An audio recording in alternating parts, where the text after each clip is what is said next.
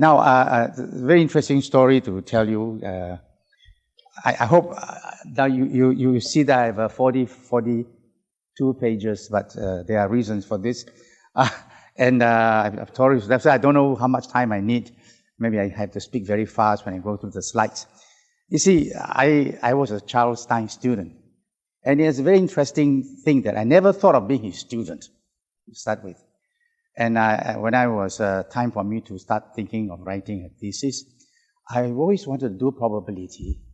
I asked around, and then I went to Rupert Miller, who was then the chair of the department, because Rupert Miller had advised a student before on problems in applied probability. So I went to see him. He was chair at the time, and he said, I don't do that anymore. He said, since you're interested in probability, why don't you ask Charles Stein? He has this new method, of proving the centrometer theorem and Berry-Esseen theorem. So I said, okay. So I went to Charles, of course, very former Professor Stein. He called me Mr. Chen. So I said, may I be a student of yours? Very brief conversation, with Charles Stein, right? They said, since it's okay, since I don't have any student at the moment, you can be my student. Okay. So we're happy. Then at the time, we didn't talk about what I want to do. He said, for your reading, why don't you go to the library to read this book, Topological Group by Bin. Right. And you see, now I look back, I found that my life changed as a result of being Charles' student. Because the first thing happened to me is that when I went to a library to look for this book, I found my future wife. Who is still my wife. Okay, sorry. Then the interesting thing is, obviously, Charles was preparing me to do decision theory. I was not interested in decision theory, I was still interested in probability. So I had my own problem. I was thinking about Stein's method. And my problem was this, I was interested, of course, at that time we talked a lot about Donsko's theorem and so on. So thinking, well, you have a Brownian motion, right, on C01 space. And then you want to, you have a random walk to start with, right? Interpolated random walk, or maybe, right, or IID random variables, whatever, right? On this C01 space, and it converges, weakly to the Brownian motion, right? So what's the rate of convergence? So obviously, so think of this as a boundary, maybe two lines, two curves, and Brownian motion is in this curve. So the probably the Brownian motion lies in, and the random walk lies in this curve, can be approximate the probability that a Brownian motion within these two curves with the rate of convergence, right? So it was a difficult problem. I don't know what techniques to use. I talked to Charles Stein. He suggested something, but it didn't seem to click very much. And I was trying to read papers and thinking about this. Suddenly, not for long. Then one day he saw me. He said, "Mr. Chen," called me Mr. Chen.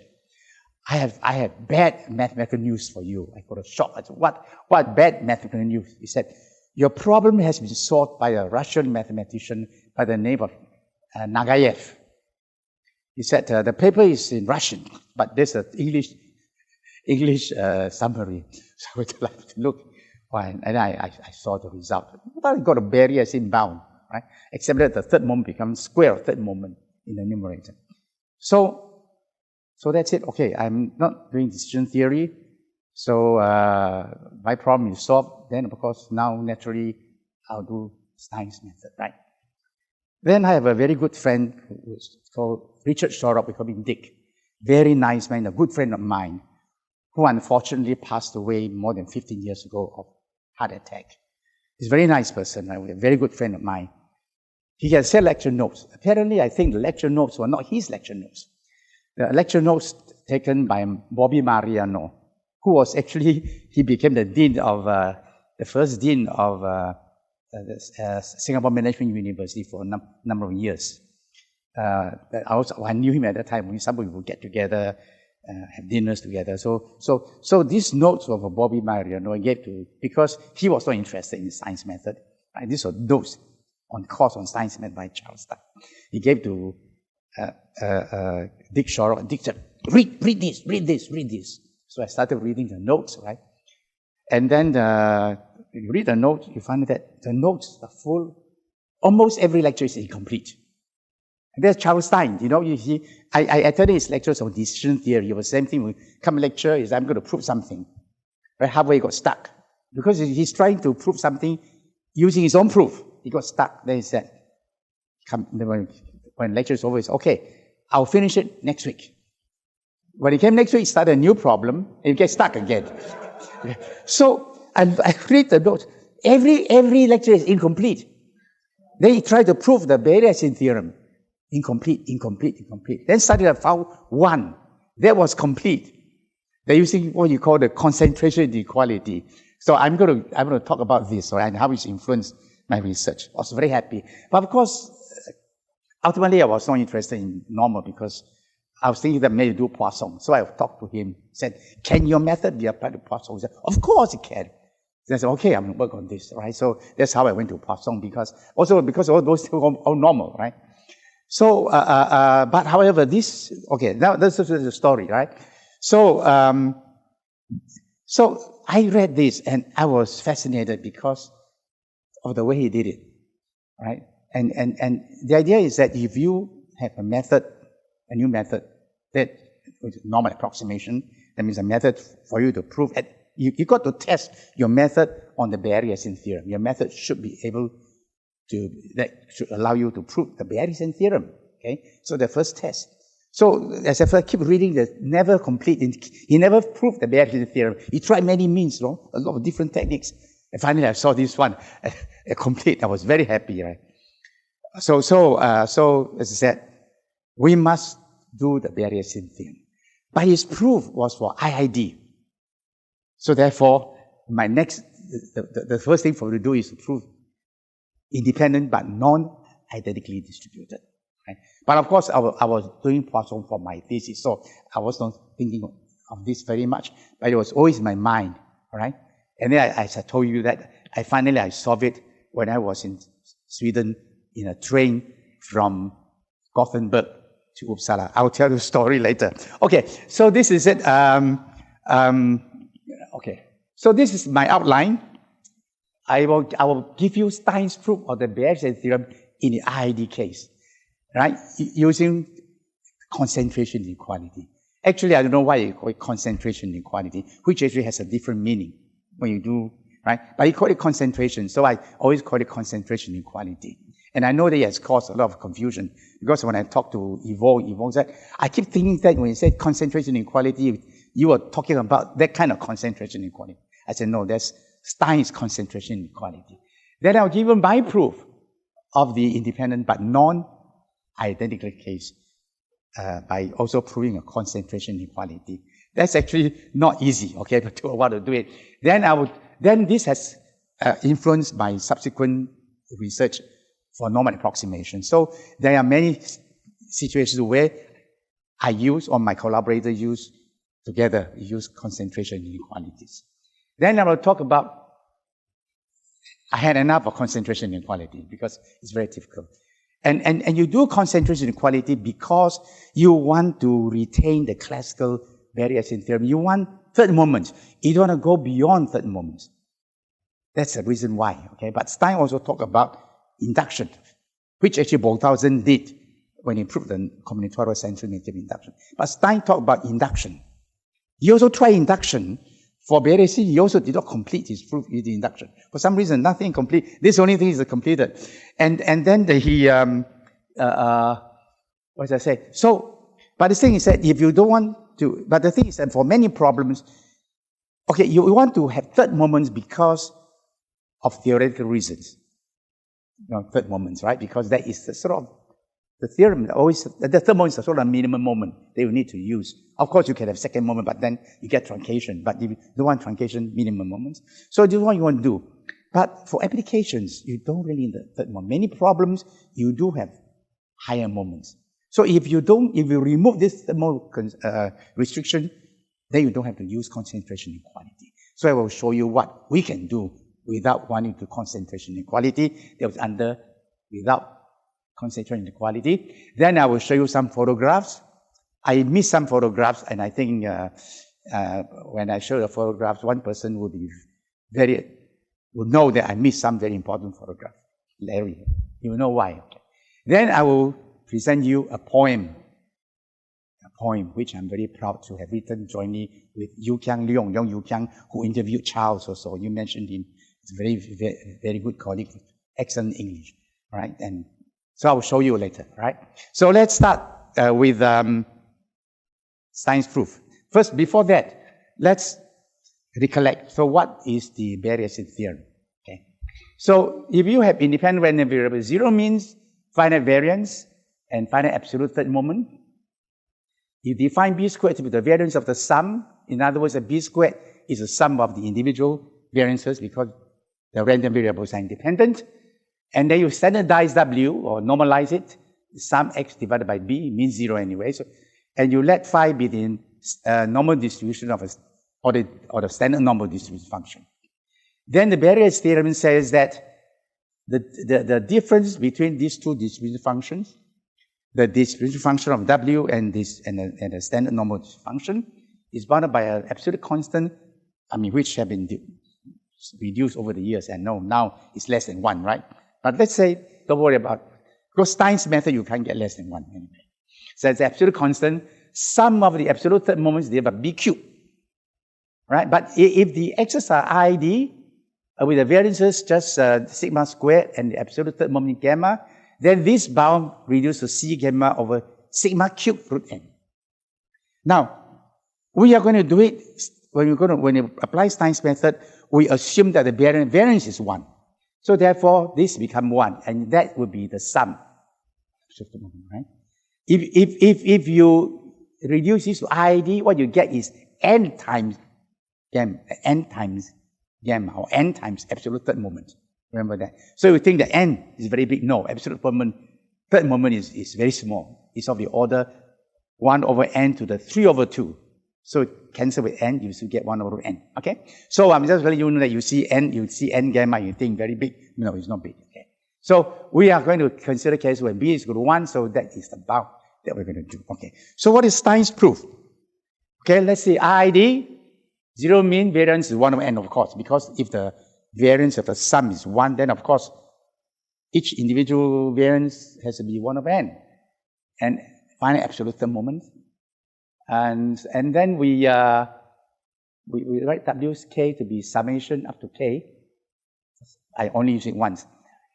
Then the variance of this, of course, is 1, because if individual variance is 1 over n, then the variance of the sum is 1. Okay. Now we let F be absolutely continuous. So I'm going through the proof, okay? For those of you who are not familiar with this, let's go through with you, right? So it's a tutorial class. Okay. So F absolutely continuous and bounded, and derivative also bounded. That's all you need. Then you look at this. This becomes this. Because of ID symmetry, n times expectation xn, right? So this is symmetry. You get this. Then you write this because this term is 0. The expectation of xn times this is 0 because xn and wn minus 1 are independent, and then xn has 0 mean, so 0. Now, when you do this, you can use calculus to write this as integral. So integral from 0 to xn of x prime now, wn minus 1 plus t dt. Then you have to do a little bit of integration by parts, whatever. You ended up with this. You get this. Okay, remember, I'm going to come back to this later on. So we call this k function in a book, right? The k function of this is exactly what Stein did. Of course, nowadays we use your zero bias. It's simpler, actually, right? But never mind, let's take k. So we get this. And what is k? K is this thing, n times. N come here. Then individually, each sum, you have because, no, there's only one, right? Only one xn. So you just do integration by parts and you get this, and Fubini, you get this, okay? So, okay, and we call this a Stein identity.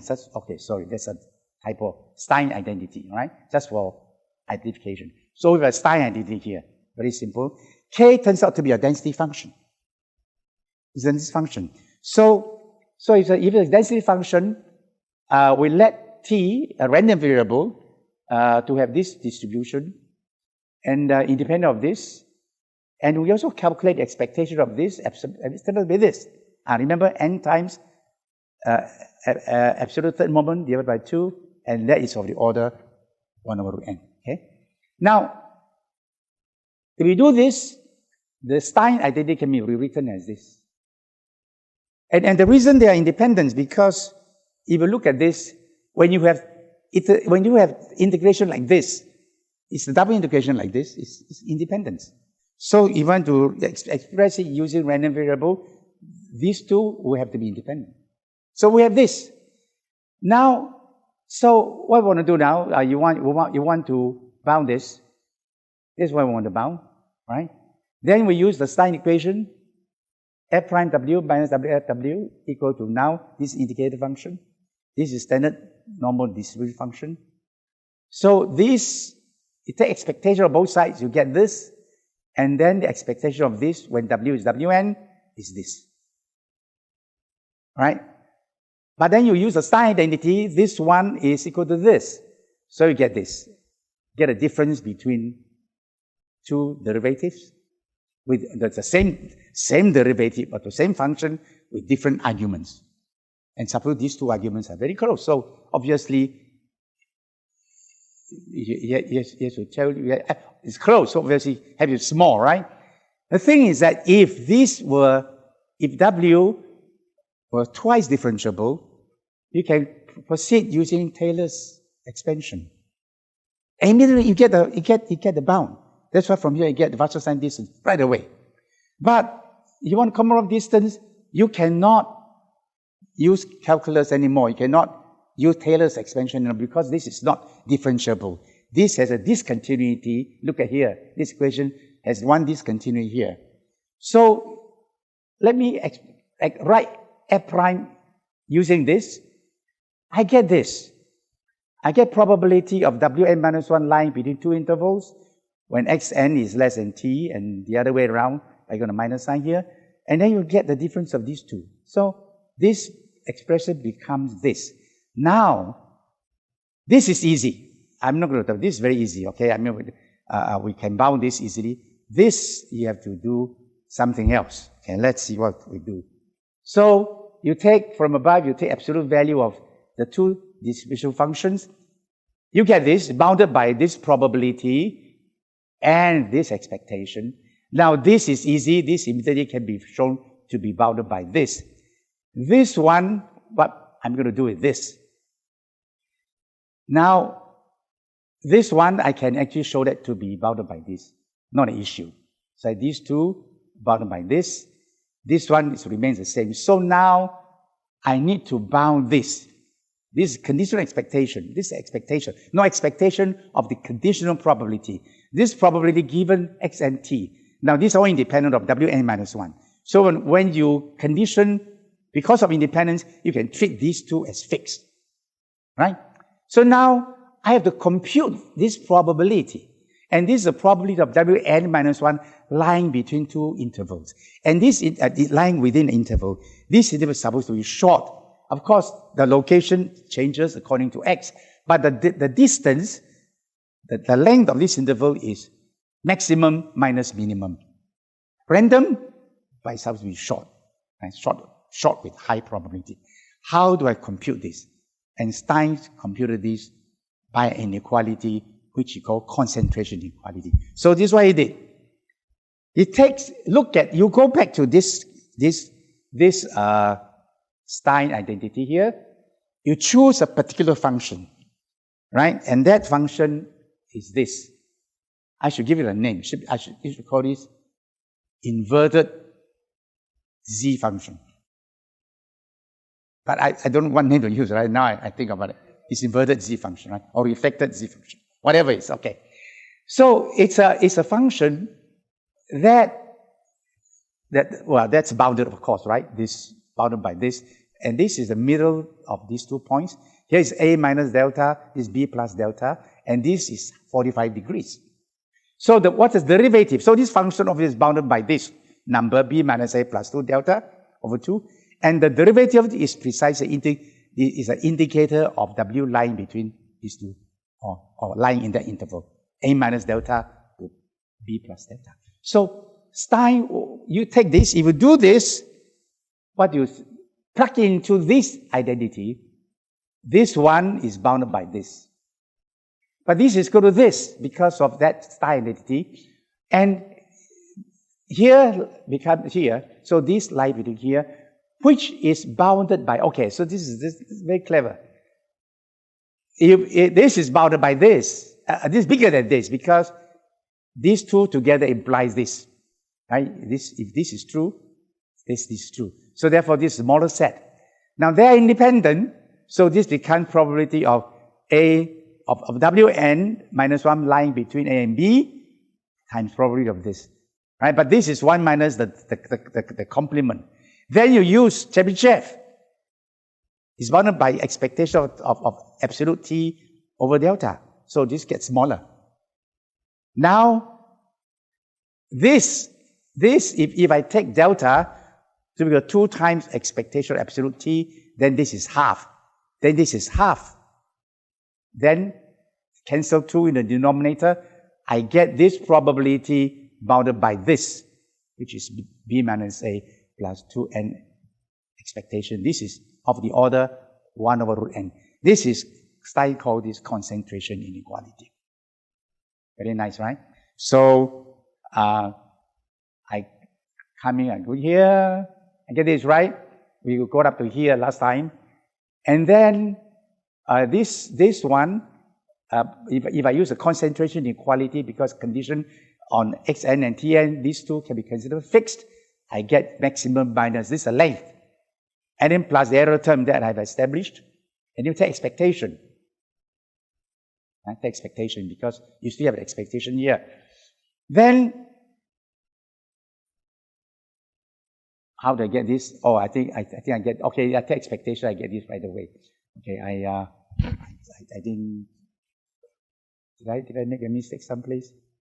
Never mind, it's okay, right? Okay. So, oh no, this is already calculated. It is this one they have to worry about. So this is bounded by this expectation of this, right? This is bounded by some of the two quantities. And if I do computation, I get 6.5n expectation x1 cubed. And it follows that I get this result, the constant 6.5. And actually, I presented this proof in my very early paper with my master's student in 1978 when we consider combinatorial extension theorem. So next thing is that how do we generalize this to the independent but non-identically distributed case? It was not in Stein's notes. And so I was doing Poisson, I was thinking, but this is back in my mind. And then in 1978 to 79, I was on sabbatical leave. And then on the way back, I got invitation from Torgny Lindenbaugh from Chalmers University. He wanted to invite me. He wanted me to talk about Stein's method. So I went there and he told me that he got the money because Ola Kallenberg was on leave. And he got some money, so he invited me. I was there for 2 weeks, I think. So I gave talks and then I got invited to visit Uppsala. I think Lahos and Alan Good were around there and Esseen was in Uppsala at that time. So I took a train there. And I kept saying that if I see Esseen, I must tell him something new. Then I saw it in the train. I remember I saw it in a dream, basically. I was half asleep, actually. And then suddenly I said, oh my goodness, that's the way to do it. Okay, so I'll show my proof, all right? So this is it. Okay, this is a proof from Gothenburg to Uppsala in 1979. I still remember. So here is an independent but non-identically distributed. Mean zero variances, absolute third moment. Okay, we got all these things. And W is a sum, of course, and I use Child's notation. If I take away xk from W, I write W super k. All right? And then I let, this is how I do it. I let x1 prime xn be independent copy of this. Then for I not equal to L is some fixed index. I got some exchangeability here. Nowadays we have simpler proof, but at that time, that was the proof. Still this idea of exchangeability, but this is not the sort of exchangeability Stein talked about. But I got this, and then I denote this conditional expectation given XL by E sub L. Then I get this, because of this exchangeability, I can exchange X with X prime. Because if I exchange X with X prime, inside here, it remains the same. Right? So because of exchangeability, these two equations are the same. Right, quite this, okay? So, what I want to forget about the details. Interesting thing is that I get this identity plus these terms. See, I want symmetry. See, so I want symmetry because non-identities, we don't have symmetry. Stein used symmetry there. Of course, you can go through the proof, but you can't get it anyway. Somehow, but you have to do something. So the symmetry is to single out W. You don't want to have W super I or W super random I, whatever. You don't want to do that. Okay, so I get this identity, and what is Ki hat? Is individual, the same thing, but individual Xi. Mi is without expectation. So this is random, this is not random. Ki is the sum of the K is the sum of the Ki. Ml is the sum of the Mi, but without Ml. Okay? And then K is a probability density also. So you see, so I have W here. I got symmetry. K density, and then equal to this 6, all right? Now, let's do it. Do what? Just follow Sir Charles' idea. Half of this is bounded by this, because this is bigger than half by Chebyshev. This is bigger than half. If I choose my out delta to be sum of the third moments, remember that, okay? And remember that the absolute K, maybe I did not mention it. You have to take the absolute third moment of this K, and that is actually half of sum of the third moments. Okay. So anyway, I should have written down there, but never mind. I write this. So this is bounded by this. All right. And then I still have this conditional probability of W between A and B given XL. I write this as integral. And once you write this as integral of indicator of expectation outside now, this becomes F prime. And from this, from F prime, so F prime is bounded by this. What you write? F prime, and what is down here? F prime. Okay, so I got F prime here. So F prime is equal to this. So I write bounded by because I probably take You see, I'm using this very simple inequality. Very curious. This inequality, I'm using this all the way down. Every time when I deal with very dependent things, I use this inequality to separate two dependent things like X, Y are dependent. And you don't know how to handle them because you don't know what the nature of dependence, but you can separate them out at the cost of higher moments. That's very, very, okay. So I use it here. In other words, that for the K, for the M1, apply this X, this Y, apply that quotient equality, apply a quotient equality here, X and this Y. So I get this half. But this is indicator, so square root is indicator. Indicate it out, no issue. And this is, so this is no issue indicate. Now this, you calculate, also no issue. In the end, I get this. And remember, delta is this. So I give this conditional concentration inequality to be bounded by this. Remember, this is sum of the gammas. And of course, you take expectation, you get this. And the final result is this. And I never publish it because at the time I thought that I should do more. I should go into dependence. Okay. So, but then later on, I realized that I probably should show this proof. So it came in an article in this volume edited by Akadi and Heidi, probably towards 2000 lecture notes in statistics, Springer-Fellek. It was inside one of my articles inside there. So this proof, exactly the same thing, the proof was inside there. And the reason I did not publish it because the local dependence. In 1986, was it 86? 86. At the time I went to Minnesota, I attended the probability program, 1-year program, and Igor was there for half a year. It was very nice. We talked a lot of things together. And I I wrote this technical report, uniform bounds, right? And actually, I extended the concentration inequality to locally dependent random variables, also conditioning. I will show you some of this. I submitted to NS probability. The sample said, very long, shorten it. I got very upset. I did not do anything, so I never published it. Until Xiao, he said, learn probability science from me, right? In the book, he said so. And Xiao initiated this new direction. He said, let's do non-uniform bound. So this is a paper in non-uniform, I will show you later. And he did it. So I said, Chiman, let's get this result published. And you put in non-uniform bound. And he did, and became a paper, published, and it's probably 2004. How many years? 18 years. So published 18 years later. Okay? And I asked Chiman, I said, Chiman, I'm very tired. I'm not going to look at the proof. You look at my proof of the constant inequality, see if you can improve it or not. You work on it, he said, I cannot improve it. That's the best possible. I said, okay, if you said so, then I don't think anybody else can improve it. If Chiman cannot improve it, nobody can improve it. Okay, so we publish it, and we know it from bound. Now, so what do we mean by locally dependence, right? Xn, random variable, 0 means finite variance, and this is index set, 1 to n. LD1 means that there is a subset AI. For every I, subset AI, such an AI, Xi independent of those X's outside AI. My notation is right. LD2 means you have 2.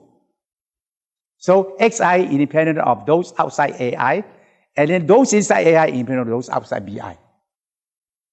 Then LD3, 3, same thing. Xi independent of those outside AI, those inside AI independent of those outside BI, and those in BI independent of outside BI.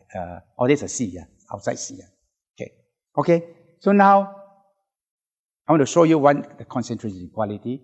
We assume LD3 and Y is the sum of X's inside AI. Z is the sum of X's inside BI. Variance, W is the sum of Xi's, variance 1. And Xi is this vector, Xi, Yi, Zi. And we are able to compute this conditional concentration inequality. Probably W lie between these two Borel measurable functions, right? And such that function of Xi, such that I fix I anyway, right? I is fixed, but I don't write I here for simplicity. So that AI is always A psi is always less than B psi. And this bounded by this, okay, don't worry, I just give an idea what this R2, R3 is, just taken from my paper. You see, absolute third moments, never go beyond third moment. And this is complicated, I don't want to write it down, okay? And this also has some meaning. So don't worry about the details, simply to show you that we can do it, okay? And we can get the theorem.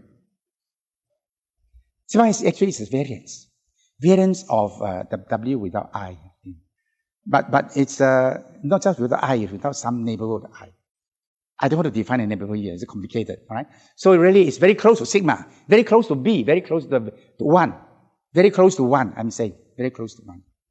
Okay, so we prove this, and I won't show you the result because it's complicated, right? But I want to show you non-uniform bound. There was an earlier paper. This project, I must give him, initiated by Chen and Xiao. He said, we can use Stein's method for non-uniform bound. So I got into non-uniform bound. That's why we did this, and that's why in 2000, that was in 2001. So in 2004, we have this uniform bound for locally dependence. Okay? But this was for independence, and we did it for the first time. See, independence 0 means finite variance at W sum, variance of W1. And as usual, this is Charles' notation, W minus Xi, noted by this. This is into AB. And this, again, W super I, between A and B bounded by this. By this 1 plus A. A is positive, 1 A here. And this delta alpha. Delta alpha is this. You see, you got it 1 over Y here, delta Y. And what is alpha I? Is this. You see, this is very close to absolute third moment.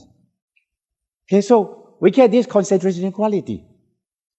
And what kind of result? Here I can show the result. X independent, 0 means finite variances, W sum, variance W1, and the sup of the difference between these two functions is bounded by this.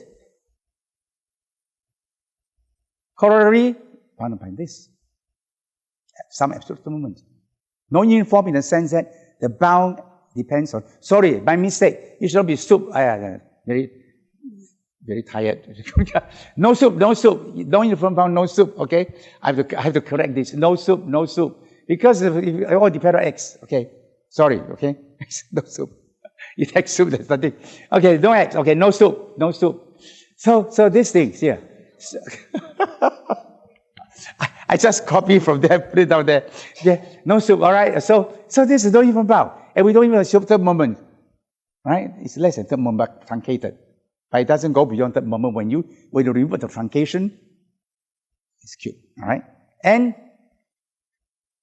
okay, I don't want to give too many references, but here we need to do that. Non-uniform bounds were first obtained by Berry-Esseen, 45 already. But only for IID, in third moments. Then this person generalized it to non-IID. That's all, got this. So obviously ours is better, right? Okay, not much better, but we prove it by using Stein's method. Those are characteristic functions. Okay, so now, combinatorial centroidal theorem. That's my student, Fang Xiao. Is Fang Xiao here? Okay.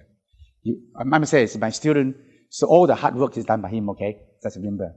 Okay, so we are actually considered combinatorial centroidal, very general one. And I said, you do concentration inequality because when you get third moment, nothing more than third moment. So this is what he proved, okay? You have an exchangeable pair, finite variance such that this is true. This is sort of slightly extension of what Stein's condition, because it's got this here. And then for A less than B, it's lambda positive, of course. And this is a random variable. Get this. Okay, complicated. Okay, don't talk about, we can get it. Okay, we can get it. And a delta is the, which is basically an absolute third moment kind of thing. Okay, so we go on, and this is a theorem that we have in a paper, Bernoulli paper, 2015. A nice result. Okay, you see that you have double array of independent random variables. Mean Cij, variance sigma square ij, absolute third moment exists, and the Cij are standardized. You sum over I 0, sum over j 0. Okay. Dot means you average the sum. Pi, a random permutation, uniform random permutation of 1 to n, independent of the xij, and then W is this, to the pi here. And the variance is equal to this. You can compute the variance, assume variance equal to 1, then you get this result. 451 gamma. What's gamma? 1 over n, double sum of the absolute third moment. Special case, when the x's are Cij. They were proved by Bolthausen by induction, 1984. So we've done this, okay. A lot of hard work, right? With my students, right? So do a lot of hard work. Okay. All right. So now, this again initiated by Qiban Shao. He said, let's do nonlinear statistics. And here we use the concentration inequality in a very clever way. See, you have an X independent random, and you look at these statistics. And very often you can write these statistics into W plus delta, and W becomes a sum of independent random variables. W is G, and then some function G, right? Gi of Xi, independent. That means that you got the Berry-Esseen theorem for this already. And this is supposed to be small. So you prove a concentration inequality. Okay, so to do now, we say, okay, so here we have a Gi, which also should be dependent on n, but it's right like that. And special cases, I could use this about this, but this is all Qiman. All our calculations, okay, I cannot do that. We do our calculations to apply to all these things. Okay, how do we get how to construct a concentration inequality? You assume the mean to be 0, variance 1, okay? Variance 1, this variance 1, mean of the G 0. So you got a Berry-Esseen theorem for this already. So now, if I want to look at the original statistics T, I want to get a bound on the difference between this distribution and the standard normal distribution. I split this into two sum, T with W and W with This we know. And in fact, in our paper, we get the lowest constant using Stein's method without even assuming third moment, less at third moment. This is bounded by this. There's no issue. How do you bound this? Now look at this. The difference of this actually bounded by 2 up and down. Okay, don't worry about it. You have to something to think of difference of two indicator functions. You always worry about the endpoint, but don't worry about this. The difference of these two is bounded by these two probably. This is what? W lying between x and x plus absolute delta. W lying between x minus absolute delta and x. Absolute delta is supposed to be small with high probability. But there's a lot of dependence. Do we get a concentration inequality? Yes, we can. If we say, if we can get a concentration inequality for this, then we get a bound on this. I don't want to show you the result complicated. Okay, just to let you know that that's where we use concentration inequality, but we don't use the full length of Stein's method. We just prove a concentration inequality, use Berry-Esseen theorem. Here's another similar one with Andrew. Okay, this we published in the book that we edited. You have this is difficult. You have two matrices of real numbers, and W prime is this: Aij, B pi I pi j. Pi a uniform random permutation 1 to n, and this sum denotes sum over all pairs of distinct elements of 1 to n. Now, Berry-Esseen suitably normalized W can be written as V plus delta. And V becomes things like that. Forget about A star, B star. There's some formula for this. It becomes, this is manageable. Only one index. And standardized so that sum of this 0, sum of this 0. And the covariance within these two 0, and variance of V equal to 1. Now the same thing. First of all, there exists a Berry-Esseen at the time, already a Berry-Esseen bound on this thing. Because V is of this form, Bolthausen proved it using Stein's method. So we need to do the same thing as I did in the nonlinear. The difference between this probably is bounded by this. So we construct a several pair and assign DTD to prove concentration inequalities for this, and then we get this. This is what we did. A lot of technical details. You did all the calculations. I try to read a paper, I get lost, you know. But I know the main approach here. Okay, so now finally, multiperiod. Okay, I'm reliving my old habit. My paper in 1986 was published 18 years later. This was put on Archive 2015, still not published. So 18 years means what? 2033. Published in 2033. So, okay, I must say, he proved this concentration inequality. I told him that do concentration inequality on multivariate normal approximation and don't go beyond third moments. He did it, okay? But the reason that we didn't revise is because they wanted us to do dependent. We submit independent. Said Stein's method is for dependent. It's a waste to do such independent. So, but in the do independent, we can't get third moments, right? We get third moment log. And I'm I'm a perfectionist. I sat on it. That's how it happened.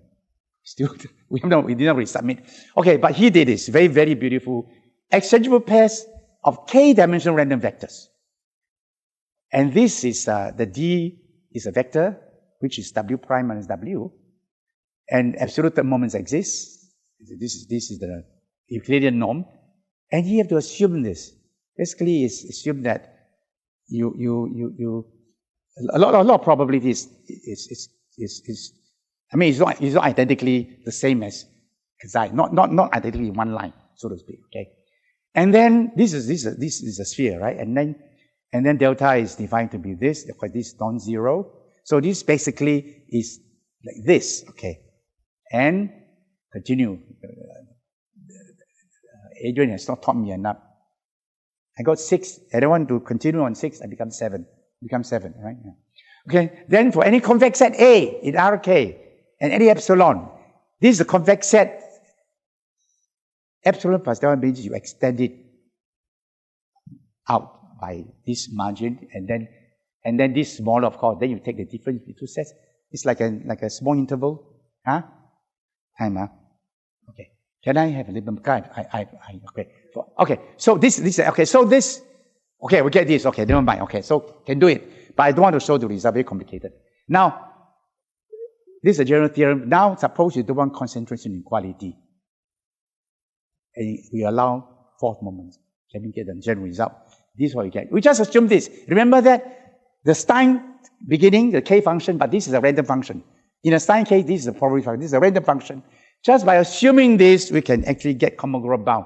And the thing is, we do common group because you know the other bounds are easier. Partial sign bounds. So we're going to be very happy, and we can apply this to random measures, stochastic geometry, Stein couplings, and so on. Okay. So now, can I show some photographs? This was in 2003. We had a program, 6 weeks program, in honor of Charles Stein. And Charles Stein and Margaret was here for the entire period. Many of us are here. You can see Larry here, Qi Manshao here, Ai Hua Xia, of course Charles Stein. I don't know where. Margaret's not here. Margaret here? At the back. Margaret? Where's Margaret? Is Margaret here? No, Andrew, yes. I'm saying Margaret. No, okay, never mind, okay. Yeah. So okay, I look a bit older than now. I'm joking with you. Okay, so this picture, a lot of people came, all right? We took this picture. And then, okay, this is Charles and Margaret. Very attentive, listening to our talks in this auditorium. And this auditorium was new. In 2003, it was new. So, okay, and then Charles talking. I remember Charles was talking about ID, and he was trying to talk about something which we all could understand. And then Percy said, Charles old, Okay, so now here is a picture. Okay, me, Percy, Charles Stein, and Bai Zedong. Okay, and then I call third generation of Stein's method. I don't know where is Adrian. Gesine, Tockel, Hudson, and Margaret Stein. That was in the room there. And then again, that's different. Then in 2010, I had the honor to organize a half-day symposium in celebrating his birthday at Stanford. Okay, and there was Charles and Margaret attending, and that's Ted Anderson attending talk, was given talk. And then tea break, there's Sarah, that's Charles' daughter, and then Margaret here, Charles Stein here. I didn't include many photographs, so I think I should include more. And that's me in his house, and that's me and Huang Xiao. Right? 3 generations of Stein's method. 3 generations, okay? And then that was in Stein's house, and then there was a dinner, symposium dinner. That's my wife, that's me, there's Margaret, Charles, Peter Bickle, and Peter Bickle's wife, Ted Nelson, who is passed away. Charles also passed away. There's Dorothy, there's Ted's wife, the dinner, and then I didn't include our photograph with Charles. Okay. That was in his house, and this was Charles Jr., the wife, and Margaret, that's me, that's my wife, that's Charles here. You can see he's kind of old. And this is a plaque that was given to him on his birthday. That was in 2010. This is 2013. That was the last time I saw Charles Stein in his house, and he held this because they loved the poem so much. There was a poem engraved in there. They loved it so much. They kept telling me it was very clever, and they loved it. So Charles hold it. I took a picture, and this is the poem. Written jointly by Yu Kiang Leong, my colleague, who is very good English, and me. Obviously, my input is not the literary part, although I criticize also sometimes, right? But more the how we should describe Charles Stein. So this is the point. A thinker, original, and independent. That's him. I'm right. In search of perfection invariant. Now, there's double meaning here. Invariant because of the Stein theorem of invariance. But you can also say that this man is a perfectionist. Is always a perfectionist, in search of perfection. Double meaning. Found admissible wisdom's counterexample. We know 1956 paper, and later on when he calculated right? And so using sort of Stein's identity, so found and then made fame, humility exchangeable. He's very famous and yet he's very humble. So we express this by saying made fame, humility exchangeable. And we also do this because of the exchangeable pair that is central to Stein's method, that he started thinking even in the 1960s when he invented Stein's method. He used this on this combinatorial centromere theorem. Then later on, he wrote it out and expanded it a little bit more in his monograph in 1986. Thank you very much. I extra 5 minutes.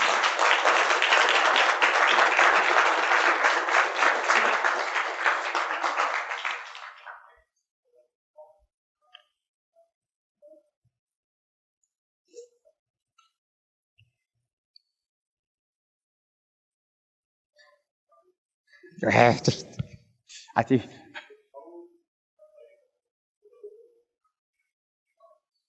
which problem? The point. Yes, I'm thinking of putting on his wiki website. I think we should do that. Yes. I think it should be known to everybody because they like it. Both Margaret and Charles said, we love it, like it. It's very clever. Like it very much. No, and we like it too because we wrote it. Okay. So I think it should go on the web, I think. Because it describes him aptly, because that's him. That's him. And we single out 3 of his most important work. Oh, in there, Stein theorem, the inadmissibility of the shrinkage estimation, and also Stein's method, exchangeable pairs. Yes, can you do it? Yeah. Put that. Copyright. Okay. I'll tell you where to put it, because you might want to see how we do it, right? Okay, we can discuss. Thank you. Okay.